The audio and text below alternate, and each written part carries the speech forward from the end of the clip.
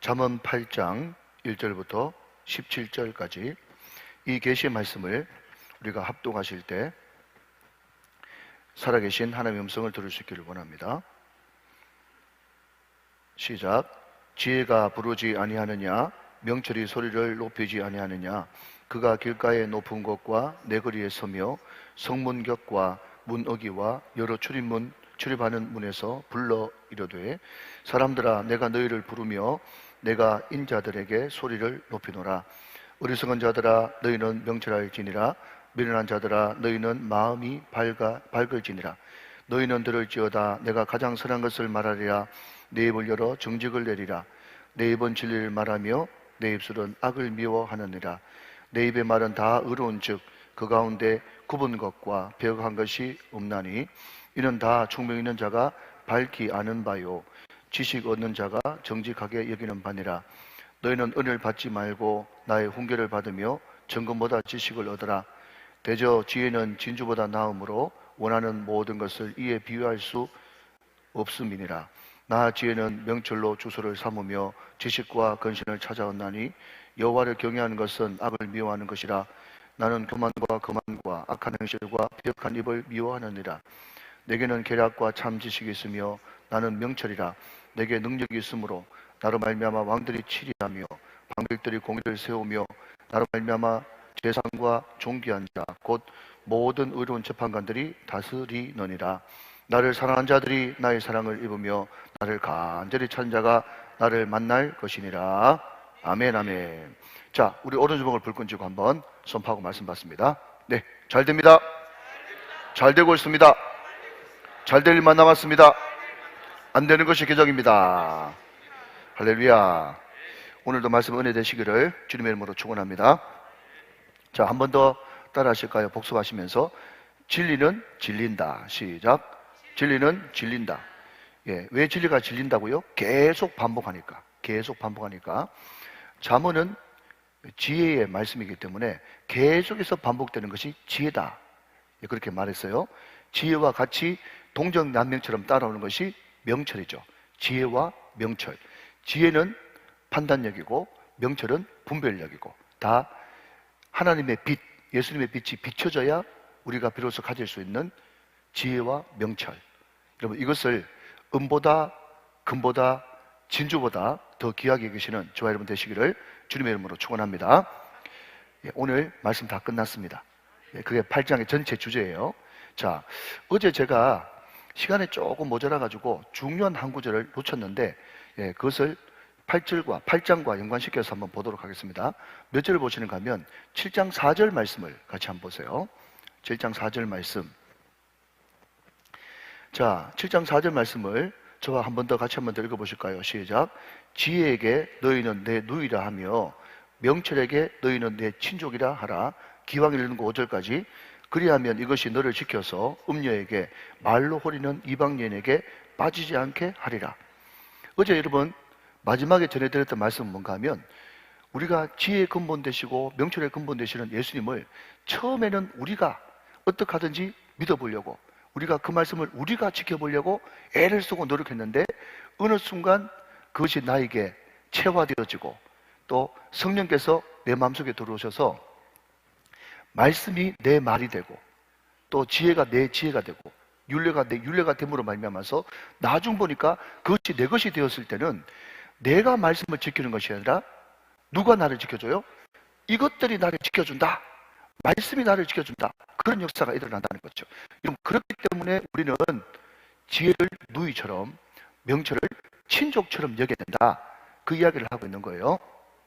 자, 여러분, 다 이게 성경이 연관되기 때문에 다 이제 연결이 되어집니다. 여러분, 한번 다 아는 것이니까 한번 제가 문제를 내볼 테니까 맞춰보십시오.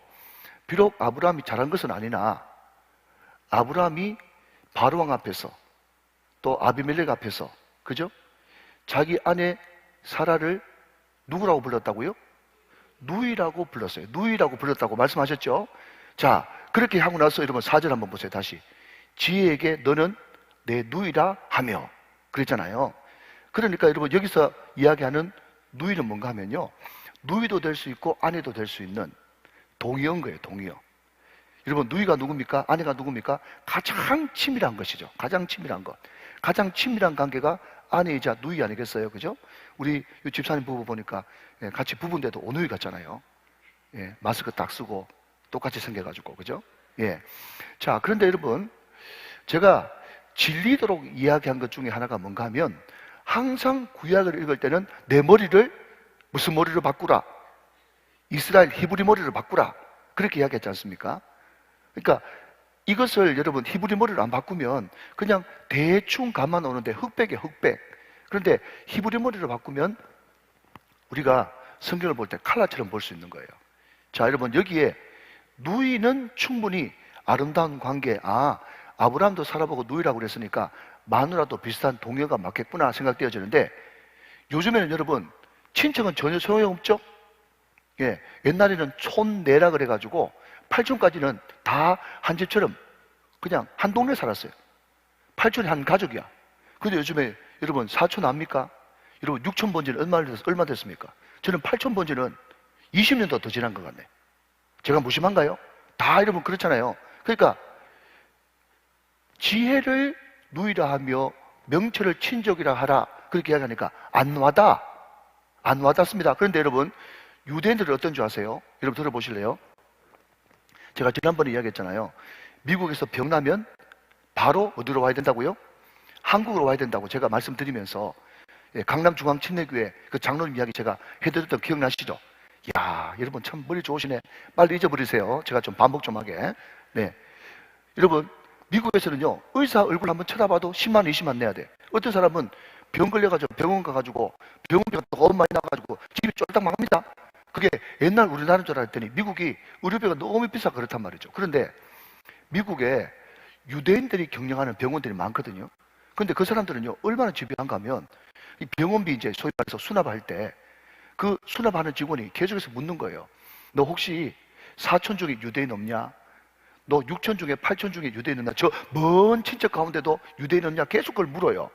그래가지고 저 구석에 있는 사람 찾고 찾아가지고 우리 사돈의 8촌에 뭐가 우리 유대인 피가 섞여 있는 게 있는데요, 그렇게 이야기하면 병원비 무료야.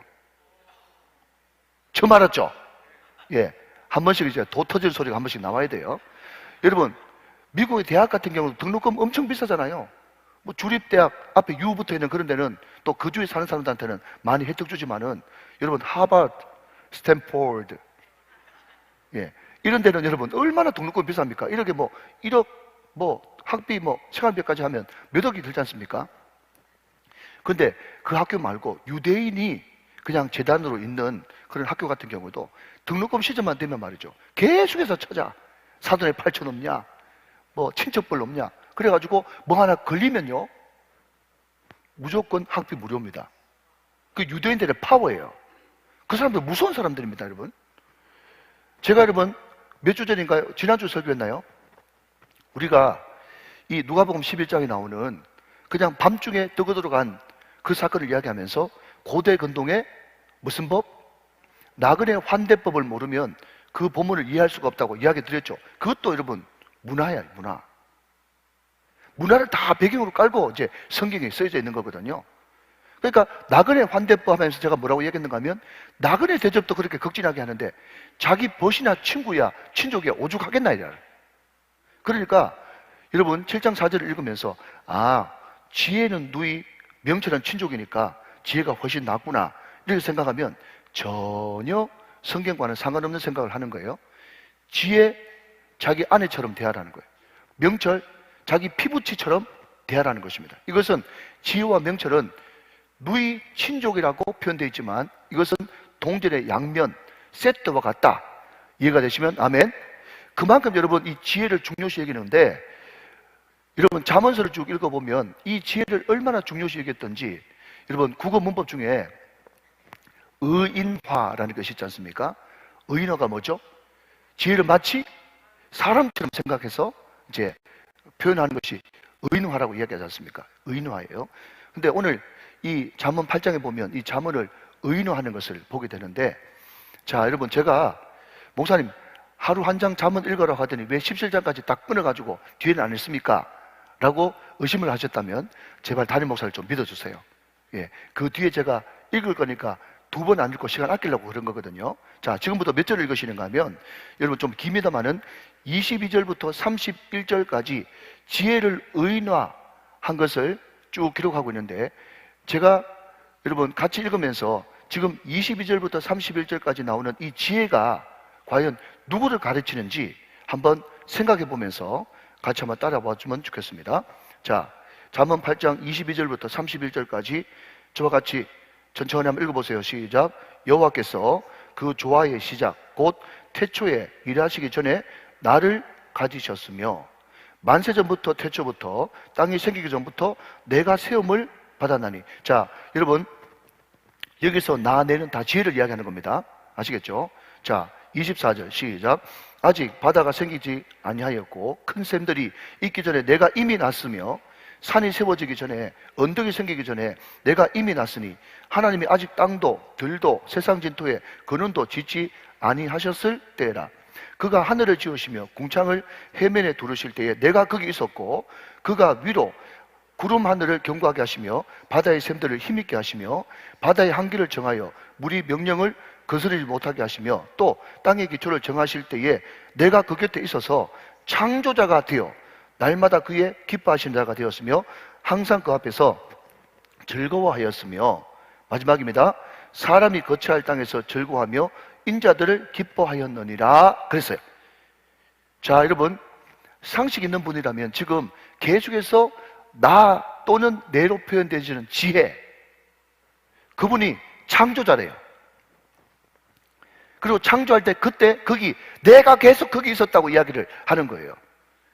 자, 그러면 여러분 여기서 이야기하는 내 지혜는 곧 누구십니까? 성자 예수님이에요. 그러니까 여러분 약간 좀 애누리를 해준다면 잠언에 등장하는 지혜의 95%는 예수님이고, 좀 넉넉히 쓴다면 여기 잠언에 등장하는 100% 지혜는 예수님이에요. 예수님. 그래서 여러분 잠언을 읽을 때 지혜라는 단어가 나올 때 지혜라는 단어 대신에 예수님을 넣으면 거의 안 틀리고 맞습니다. 이해가 되시면 아멘. 자, 여러분 쭉 넘어가서 신약에 넘어가면 고린도전서 13장이 사랑장이죠. 사랑은 오래 참고 사랑은 오냐하며 사랑은 시기 질투하냐하며 사랑은 자랑치 않냐하며 쭉 사랑 시리즈가 나오지 않습니까? 그 사랑 대신에 또 누구? 예수님 넣으면 틀리지 않단 말이죠. 예수님은 오래 참고 예수님은 온유하며 예수님은 자랑치 않고 교만치 않고 예수님은 진리와 함께 기뻐하느니라. 이해되시면 아멘. 자, 여러분 오늘 여러분 너무 많은 것을 들었어요. 이만해도 충분해요. 그렇지만 조금 더 듣는 것이 여러분 눈빛인데 제가 그렇게 이해해도 되겠습니까?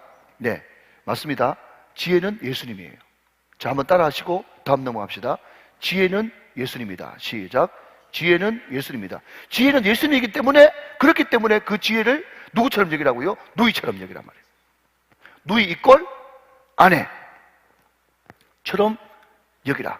여러분 누이 아내 그게 단순히 여러분 관계입니까? 단순한 사람입니까? 아니요. 깊은 관계를 이야기하는 거예요. 친밀함, 동행. 이것을 여러분 좀 유식하게 영어로 표현한다면 NIBC 시작. Not I but Christ. 나는 죽고 예수로 사는 삶. 다 일맥상통하는 말이에요. 이해가 되시면 아멘. 자, 우리 예수님에 대해서 1절을 통해서 한 번 더 보도록 합시다. 1절 말씀 8장 1절. 지혜가 부르지 아니하느냐, 명철이 소리를 높이지 아니하느냐. 자, 여러분 지혜가 부르고 명철이 소리를 높여요. 자, 그런데 여러분 어제 우리가 살펴봤던 잠언 7장에 음녀가 등장했잖아요. 그 음녀가 여러분 어두운 데서 거리에서 모퉁이에서 어리석고 미련하고 젊은이를 부를 때는 소리 질러가지고 불렀어요. 이리 와, 이리 와, 이리 와. 그렇게 이야기했어요. 후자죠, 후자. 그러니까 지금 7장에 등장하는 음녀와 8장에 등장하는 지혜를 대비시켜가지고 VS 한 거예요. 음녀는 속삭이는데 지혜는 소리를 높여 부른다 하는 거예요.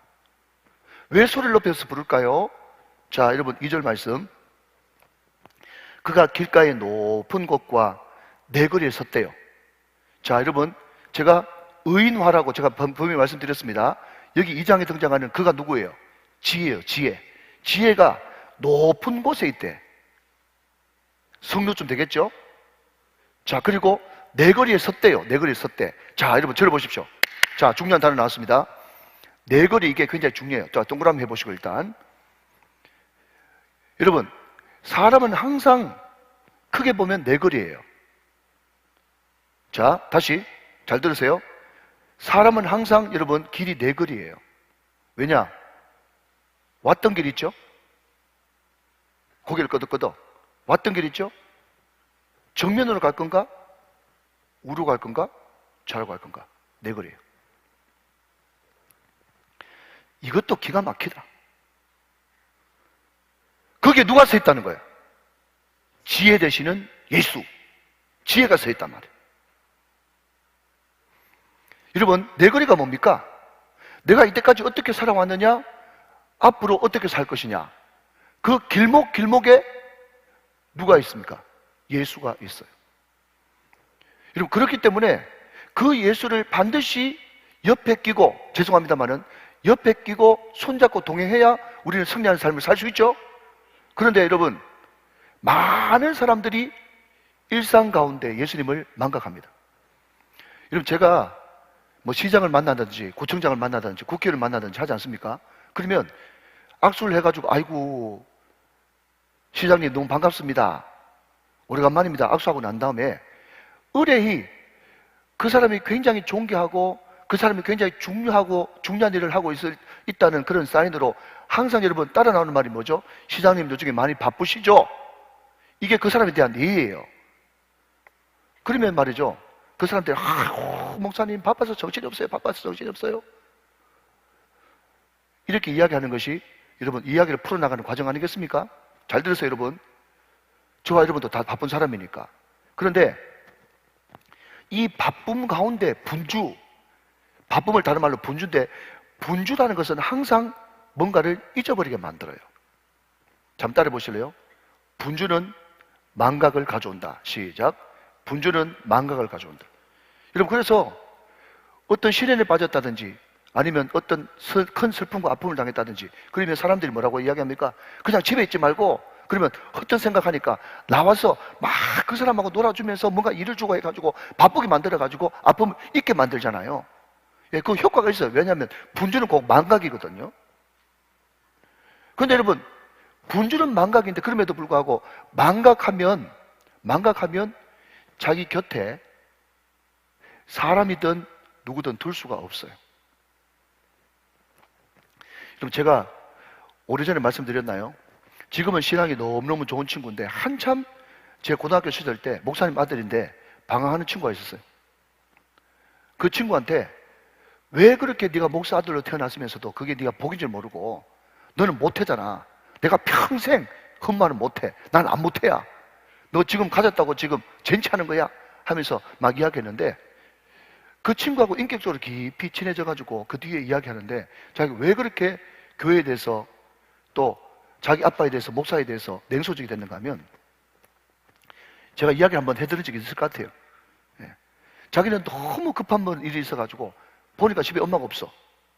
아빠밖에 없는데 아빠밖에 똑똑 문 열고 들어가가지고 콱 연 것도 알고 똑똑 문 열고 가가지고 아빠 부르더니 아빠가 뭐가 화가 나는지 뭐가 그렇게 급한지 모르겠지만은 문 닫아 나가 있어 하면서 자기를 확 말로 밀쳐내는데 그때 초등학교 5학년밖에 안 됐는데 시간이 멀쩡히 들었는지 모르겠지만은 이 목사는 할 게 아니구나. 목사는 내가 아무리 급하고 내가 아무리 마음이 힘들어가지고 아빠한테 가려고 그래도 계속해서 밀어내는 게 자기 아들까지 밀어내는 게 목사구나 이 생각이 들어가지고 고등학교 2학년 때까지 방황했단 말이에요. 여러분, 사람은 분주하면 망각하게 되고 망각하면 곁에 누구를 둘 수가 없습니다. 신앙생활도 마찬가지예요. 여러분, 경상도 사투리로 말이죠. 미친 것처럼 뛰어다니고 분주한 그 사람들은요, 주님과 동행하는 것이 힘듭니다. 항상 그 분주함을 안정감으로 생각하는 거죠.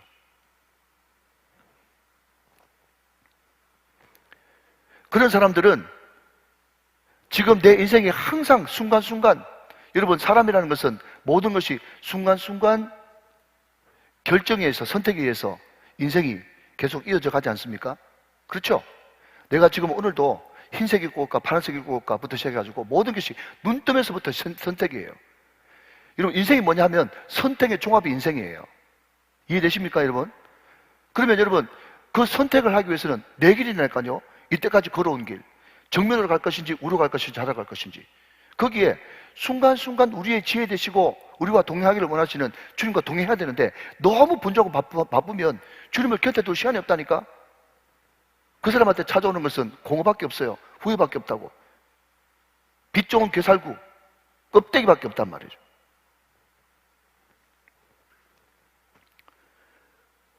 자, 우리 주님은 내 거리에 서 계시고요. 또 3절 말씀 가봅시다. 제가 했습니다. 성문격과 문어기와 여러 출입하는 문에서 불러 이르되, 그랬습니다. 여러분 성문은 무슨 뜻을 가지고 있는가 하면 성문에서 장사합니다. 성문에서 재판도 하고 사람 많이 모이는 것이 성문이에요. 그리고 문어기, 출입하는, 여러 출입하는 문. 자, 볼펜 드시고 또 동그라미를 한번 치시면서 따라 보실래요? 성문 동그라미 주시고요. 성문, 문어기, 문 동그라미 치시고요. 여러 출입하는 문, 문 세 번 등장하고 있습니다. 세 번 등장하고 있어요. 여러분 문을 닫아 놓으면 갇힌 세계에서 자기만의 세상에서 있죠. 그런데 문을 열면 새로운 세상이 펼쳐지지 않습니까? 다 이러면 그렇기 때문에 이제 신학하는 분들이 철학을 하고 문학을 하는 거예요.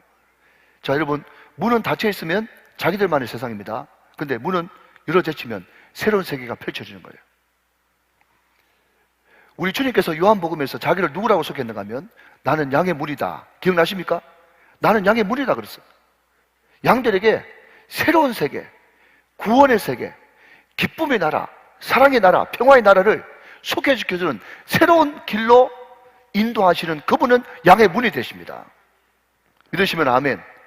여러분 제가 장례식 갈 때 자주 인용하는 예화가 하나 있어요. 그게 뭔가 하면 여러분 생각해 보십시오. 지금 아기가 내 뱃속에 있어요. 10달 동안 아기가 내 뱃속에 있을 때는 그게 전부인 줄 알아요. 그런데 이제 때가 되었을 때 이제 엄마 바깥으로 나와야 되지 않습니까? 애가 엄마 바깥으로 나가려니까 새로운 세계를 접하면 사람은 겁이 나게 돼 있거든. 그러니까 내가 밝은 세상으로 나가는데 내가 나가서 왜 살고 해가지고 운다 그러잖아 애들이. 그런 얘기 들어보셨죠? 예? 이 험한 세상 어떻게 살고 하면서 나갈 때 막 너무 겁나가지고 우는 거예요. 그렇지만 여러분 뱃속에만 있을 때 그게 전부인 줄 알았는데 엄마 배 밖으로 나가는 순간 새로운 세계가 펼쳐지지 않습니까? 광명천지가 펼쳐지는 거예요. 그리고 수많은 사람들이 잘났다고 너 자신은 우주나 마찬가지라고 하면서 박수를 쳐주지 않습니까? 그렇죠? 그런데 여러분 우리가 여기서 70, 80의 인생을 삽니다. 이제 우리는 죽음이라고 하는 엄청난 두려운 강이 우리를 기다리고 있어요. 그럼에도 불구하고 여러분 우리 믿는 사람에게 죽음은 두려움이 아닌 것은 우리가 여러분 잠깐의 고통과 눈 감고 뜨는 순간 우리 앞에는 이 세상과 비교할 수 없는 광명천지가 우리를 기다리고 있어요. 햇빛보다 더 밝은 저 천국, 수많은 믿음의 선진들과 우리 예수님이 박수를 치면서 기다리는 정말 여러분 수정이 정말 카페트처럼 깔려있고 천군 천사가 나팔을 불면서 빵빠를 울리는 그 천국이 우리를 기다리고 있는 것입니다. 여러분 그 천국으로 들어가든 여러분 엄마 뱃속에서 나오든 은밀한 의미에서 문을 통과해야만 우리는 새로운 세계를 만날 수가 있는 거예요. 여러분 예수님은 양의 문이 되십니다. 그분은 항상 문 곁에 서서 지금도 우리를 부르고 계신 분이세요. 자 여러분 4절까지 한번 읽고 다시 한번 돌아가 보도록 하죠. 4절 사람들아 내가 너희를 부르며 내가 인자들에게 소리를 높이노라. 자 여러분 다시 1절로 돌아가서요. 어디 한번 동그라미 쳐 보시는가 하면 1절 말씀에 지혜가 부르지. 자 지혜가 부른다.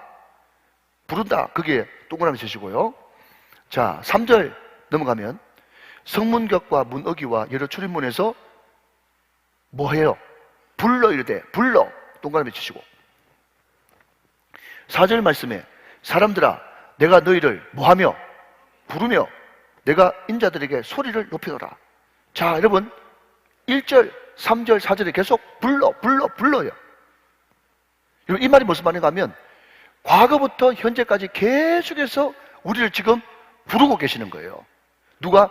지혜의 근본 되시는 예수님이 우리를 부르고 계시는 거예요. 여러분, 그래서 우리가 설교 마치고 나서 찬양을 부를 텐데 찬송가 528장 보면요, 예수가 우리를 부르는 소리 금성 부드러워. 그 다음 찬양 한번 보실래요?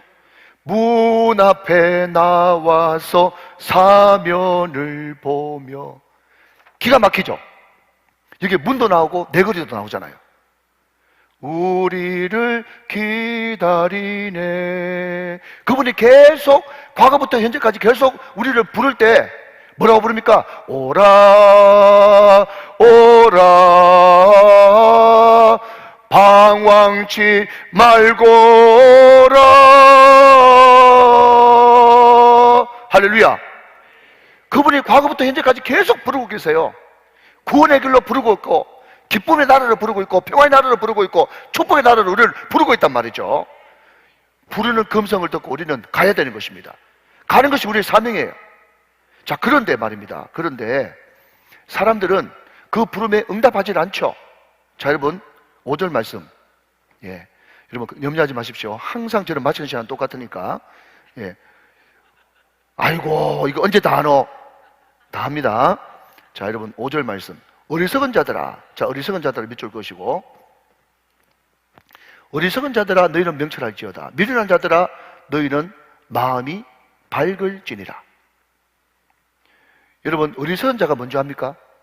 성경이 이야기하는 어리석은 자는 예수를 부인하고 모르는 사람이에요. 그게 어리석은 거예요. 딴 게 어리석은 게 아니에요. 자, 다시 제가 논리를 펼쳐볼게요. 지혜가 누군데요? 지혜 있는 자는 어리석은 자가 아니죠. 지혜가 누군데요? 예수잖아요. 예수. 근데 어리석다는 것은 제가 어제 말씀드렸죠. 마음이 썩다. 바깥으로 볼 때는 얼음하고 눈하고 덮여있지만 그 밑으로는 다 그냥 물이 지나가가지고 그냥 푹 꺼진단 말이죠. 어물단 말이에요. 어물어 사람이. 어리석단 말이죠. 그게 성경의 의미거든요. 어리석은 자는 결국 지혜가 없는 자이기 때문에, 지혜 없다는 것을 다른 말로 바꾸면 예수 없는 거예요. 예수 없는 사람이 어리석어요. 근데 여러분 여기에 미련한 자가 또 나옵니다. 어리석은 자, 미련한 자. 여러분 미련한 자는요, 제가 주석을 찾아보니까 어떤 사람이 미련한가 하면 하나님이 과거부터 현재까지 계속 도와주시려고 우리를 부르시는데 그 주님의 부르심과 도우심을 뿌리치고 내 힘으로 내 능력으로 한번 해보려고 하는 발버둥치는, 그게 어리석은 거예요. 자, 여러분 보십시오. 자, 저를 따라 자, 들어보십시오. 자, 이것을 여러분 신약으로 넘어가면요, 그 왕 대신 주인이 사람들을 청했지 않습니까? 모든 것이 다 준비됐으니 와서 잔치에 참여하라. 그랬더니 여러분 노래 한번 불러볼까요? 죄송해요 죄송해요 정말 잔치에 갈 수 없어. 장가 가야 하고 소도 사야 하고 농가 밭에 할 일도 너무너무 많아. 죄송해서 못 가잖아요. 여러분 그것도 분주한 거예요. 그것도 분주한 거란 말이죠. 우리 주님이 그래서 했던 말이 뭔가 하면은 청함받은 사람은 많은데 택함받은 사람은 적다고 그랬어요. 여러분 꼭 왕이 초청하는 그때 소를 여러분 소나타는 소나타. 그걸 꼭 시운전을 그때 해야 되겠습니까? 소 5개를 10마리 사가지고 그때 여러분 꼭 소를 이렇게 소나타, 그걸 시험해야 되겠냐고요. 그때 꼭 여러분 매매 행위를 해야 되겠냐 말이죠. 이러면 이 말은 무슨 말입니까? 결국 예배하는 것보다 내가 지금 사무 보는 게 바쁘고 내가 주님 찾는 것보다 내가 어떻게 하든지 내가 내 힘으로 농사 짓고 이게 더 소중하니까 죄송한다고 못 간다고 이야기하지 않습니까? 그게 바로 자기 힘으로 어떻게 하든지 한번 살아보고 자기 힘으로 충분히 살 수 있다고 생각하는 사람인데, 그 사람이 어떤 사람이라고? 미련한 사람이란 말이에요. 자, 이런 서지식을 가지고 5절 한번 더 읽어봅시다. 우리가 어리석고 미련한 자가 안 되기 위해서 한번 더 읽어봐요. 시작. 어리석은 자들아 너희는 명철할지어다. 잘 분별하란 말이죠. 미련한 자들아 너희는 마음의 밝을지니라.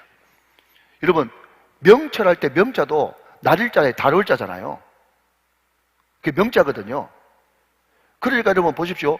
명철도 마찬가지고 여기에 마음이 밝은 것도 결국 빛이 비춰져야 명철이 찾아오고 빛이 비춰져야 마음이 밝아지는 것입니다. 주님께서 오늘 이 시간 이 말씀이 곧 예수님인데 이 말씀이 여러분 마음 가운데 환히 비춰져서 여러분이 명철해지고 마음이 밝아져서 어떤 것이 중요한 것이고 어떤 길로 가야 내가 올바른 선택을 하는 것이 밝게 비춰지시기를 주님의 이름으로 축원합니다. 음료에 넘어가는 사람은 어제도 이야기했듯이 저녁, 황혼, 어두운 때 항상 그 길을 쫓아가는 거예요. 그것은 어둠이에요. 저주예요. 멸망이에요. 죽음이에요.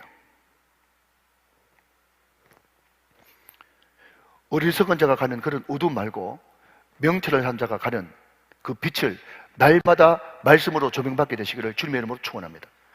자, 좀 넘어가서요. 여러분 7절 말씀 보면요. 내 입은 진리를 말하며 내 입은 악을 미워한다 그랬어요. 내 입은 진리를 말하며 내 입술은 악을 미워한다. 여러분 그 유명한 요한복음 14장 6절 말씀에 나는 곧 길이요 나는 진리요 나는 생명이다. The way, the truth.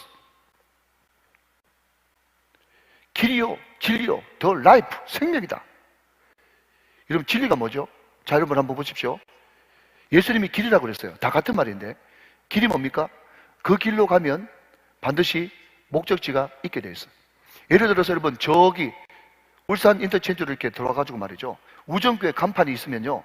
우정교회 간판 보고 길 따라오면 반드시 우정교회에 도착하게 되는 거예요. 우리 예수님이 길이에요. 우리 예수님이라고 하는 간판 보고 따라가면 반드시 천국길로 인도함을 받는 줄로 믿으시기 바랍니다. 진리는 뭡니까? 진리는 전혀 거짓이 없는 거예요. 그렇기 때문에 우리 예수님이 모든 것을 할 수 있지만 할 수 없는 것은 거짓말이에요. 그게 참이고 진리인 것이에요. 예수님은 생명이십니다. 설명 안 해도 되겠죠? 예, 내 입의 모든 것은 다 진리란 말이에요. 생명이고 길이에요. 여러분 그렇기 때문에 여러분 시간 관계상 좀 넘어가서 여러분 10절을 봅니다. 10절. 우리 주님의 모든 것은 진리고 지혜이기 때문에 10절 말씀에 너희가 은을 받지 말고 나의 훈계를 받으며 정금보다 지식을 얻어라 그랬어요. 여러분 그 당시에 가장 가치 있는 것이 금 아닙니까? 그죠? 은금보다 뭘 받아야 되는가 하면 훈계를 받아야 되는 거예요. 여러분 훈계를 다른 말로 하면 교정이라고 할게요. 교정. 훈계를 받으면 내 삶을 교정시킬 수 있잖아요.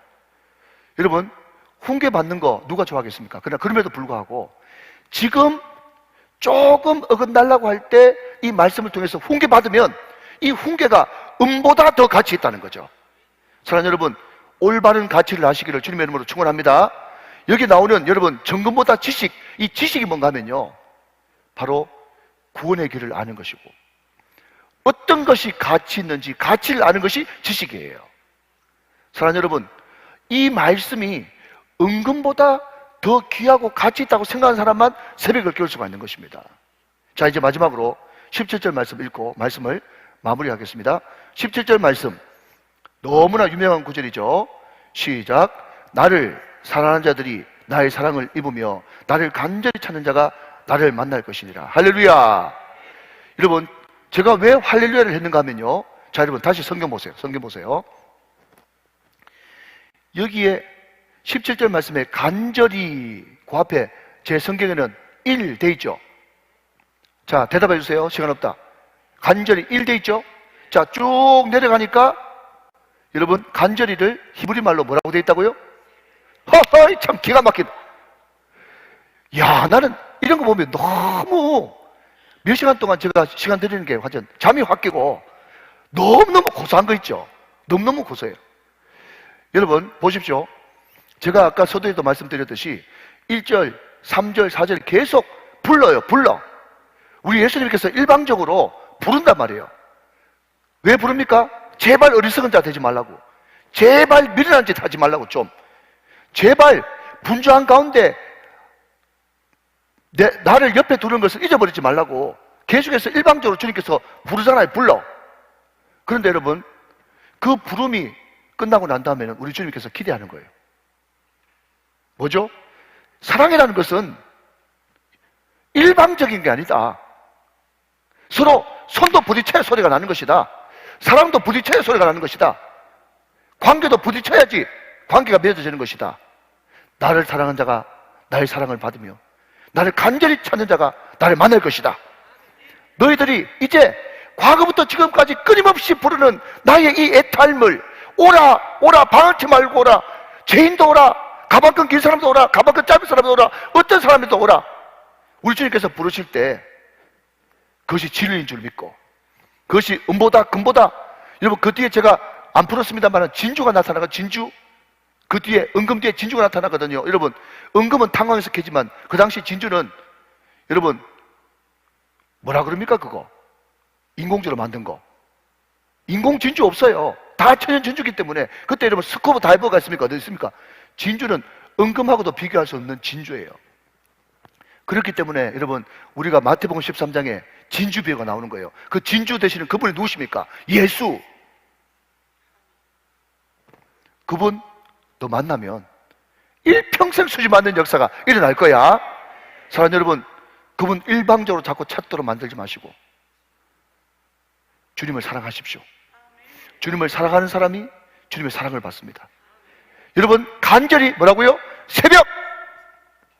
간절한 사람은 반드시, 그러니까 무슨 기도에 나오게 됐다고요? 새벽 기도에 나오게 됐다 이 말이죠. 아멘 좀 하시길 바랍니다. 너무 고세요. 너무 고세요. 여러분, 새벽을 깨우면서 간절히 찾는 자가 주님을 만나게 될 것입니다.